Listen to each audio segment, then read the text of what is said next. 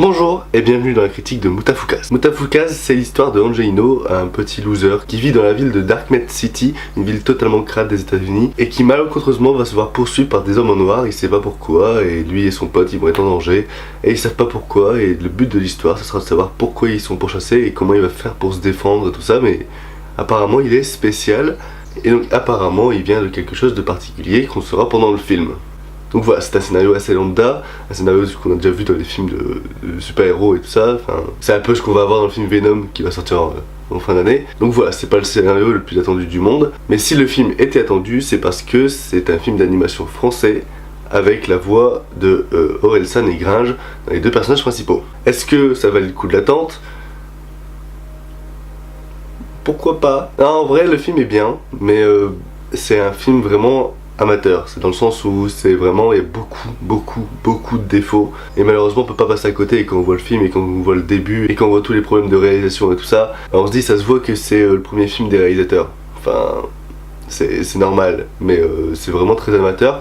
Après, c'est pas pour ça qu'il faut pas aller le voir au cinéma. Alors le film est réalisé par deux réalisateurs, c'est Shohiro Nishimi et Run. Donc Shohiro Nishimi qui a déjà travaillé sur des films comme Akira, mais pas en tant que réalisateur, en tant que second réalisateur, en tant que graphiste. Et Run, l'auteur de la BD Mutafukaze, dont je n'ai jamais lu un seul tome. Donc du coup, me demandez pas si c'est cohérent, si c'est y a des rapports entre la BD et le film. Je ne sais pas, j'ai juste regardé le film sans connaître l'univers. Alors pour parler de la réalisation, les dessins sont magnifiques, les couleurs sont magnifiques, l'animation elle-même est très belle, c'est les choix qu'ils font dans cette animation qui peut poser problème, mais sinon tout ce qui est dessin, tout ce qui est couleur, tout ce qui est photographie, enfin c'est vraiment très beau et c'est vraiment très léché, vraiment très simple, très sobre, mais en même temps il y a plein d'inventivité visuelle, donc du coup c'est très cool. Là où ça blesse, c'est parce qu'il y a des flashbacks qui sont placés alors qu'on sait déjà ce qui se passe et alors qu'ils sont totalement inutiles. Il y a beaucoup trop de fondu au noir, c'est vraiment une scène fondue au noir au tout début du film, c'est genre pendant les 30-45 premières minutes, c'est que ça. Après ça commence à aller mieux, après les transitions sont travaillées, les transitions sont réfléchies, mais vraiment au tout début du film c'est vraiment fondu au noir, et ça devient vraiment chiant, et c'est vraiment, comme je dis, très amateur. C'est quand on n'a pas d'idée de transition, mais une fondue au noir, c'est bon, c'est bien. Ça marche pas. Après le film est très rythmé, ça veut dire au niveau du montage, au niveau des scènes d'action, au niveau de l'enchaînement de l'histoire, c'est vraiment très rapide. Et genre on a l'impression que l'histoire elle se passe vraiment sur 2 jours, mais 2 petits jours, vraiment, ça passe et on voit pas le temps passer. Et c'est ça qui est très bien, c'est que pour un film d'animation d'une heure et demie, avec une animation très particulière, qui je pense est une animation difficile pour rentrer dans le film, c'est genre si quelqu'un n'est pas habitué à voir cette animation, il peut vraiment très difficilement rentrer dans le film et apprécier le long métrage. Donc du coup le rythme peut aider à cela. Il y a une inventivité au niveau des scènes d'action, une inventivité au niveau du maniement des armes, mais aussi une inventivité au niveau du placement de l'humour dans les scènes d'action. C'est vraiment concentré sur l'absurde, c'est vraiment concentré aussi sur des références, et ça des références il y en a beaucoup dans le film. C'est un film qui est référencé du début jusqu'à la fin avec des répliques qui sortent de bouquins, de jeux vidéo, de films, avec des situations qui rappellent d'autres films. Enfin c'est vraiment un film qui est très référencé. D'ailleurs ça peut être un défaut pour certains, mais ça peut être aussi une qualité. Moi j'ai trouvé que c'était une qualité, parce que le fait qu'on a un film référencé dans cet univers totalement original, ça nous aide aussi à nous immerger dedans et à voir que ça peut se passer dans la vraie vie. Enfin il y a des trucs qui peuvent se passer dans la vraie vie, mais ça veut nous faire croire que ça se passe aux États-Unis, parce que genre il y a vraiment les États-Unis, la planète et le contexte géopolitique mondial dans ce film, donc du coup ça nous aide. Au niveau de la réalisation, j'ai commencé à dire un peu ce que je pensais. Niveau scénario, comme j'ai dit, c'était classique. Là où le scénario est important et là où le scénario est bien, c'est dans sa critique sociale. Le film est constamment dans la critique sociale, que ce soit au niveau du terrorisme, que ce soit au niveau de la politique, que ce soit au niveau de la répartition des classes, classe moyenne, l'élite, enfin c'est vraiment très réfléchi, et c'est là qu'on voit que c'est un film français, parce que même si l'action et tout ça se passe aux États-Unis, c'est vraiment un contexte politique, un contexte social qui se passe en France actuellement, et c'est là que c'est vraiment très bien, parce que dans un dessin animé pour adultes on peut placer aussi la critique de la société, et une critique qui est vachement bonne, et une critique justifiée, et une critique qui adopte un point de vue totalement intéressant, donc du coup pourquoi pas. Et ensuite là on va parler de la qualité du film. Selon moi, c'est le doublage.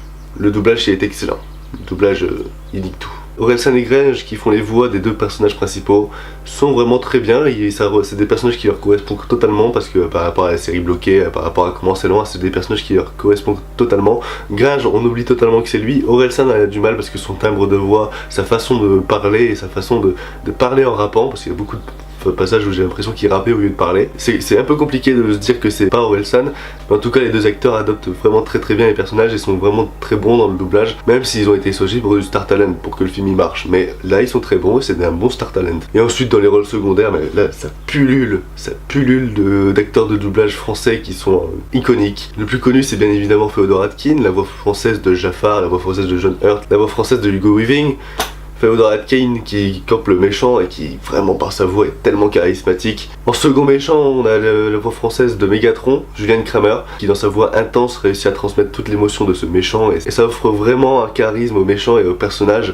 Les voix campent très bien leur personnage et c'est ça qui est excellent. On a aussi l'une des voix françaises de South Park depuis 1997, Gilbert Lovy, et surtout dans le film il y a Alain Dorval, la voix française de Stallone, qui est excellent. Enfin voilà, tout ce casting vocal, et j'en ai encore oublié plein, rendent le film encore mieux, rendent le film vraiment excellent au niveau du doublage, au niveau de l'acting, enfin vraiment c'est très bien, et c'est pour moi la qualité la plus évidente du film. Après dans le film on insiste beaucoup sur le catch, et ça m'a vraiment plu. Enfin voilà, Motafukas c'est un film de genre français, un film d'animation français qui fait du bien au cinéma français. Même si on passe un bon moment, il est très imparfait, et c'est vraiment pour moi ce qui me dégoûte un peu plus dans le film, c'est que vraiment il aurait été fait par d'autres personnes, ça aurait été beaucoup mieux et ça aurait pu faire un grand boom dans le cinéma français. Malheureusement ça ne l'est pas, mais de voir un film d'animation français d'action, ça fait du bien quand même. En tout cas, même si j'en ai pas dit que du bien, c'est un film qu'il faut aller voir au cinéma. Il faut encourager le cinéma, il faut vraiment aller en masse, et en plus vous allez passer un bon moment. J'ai pas dit que parce qu'il y avait des défauts que vous allez passer un mauvais moment, donc allez voir Motafukas, ça peut être vraiment cool pour vous. C'est rythmé, on voit pas le temps passer, mais par contre on voit les erreurs, on voit les défauts, et ça peut vraiment gâcher le visionnage pour certains. Mais si vous savez pas quoi voir au cinéma, allez-y, ça va vous faire passer 1h30 et ça va être bien. Voilà. Sur ce, c'était Louane. Ciao tout le monde. Peace.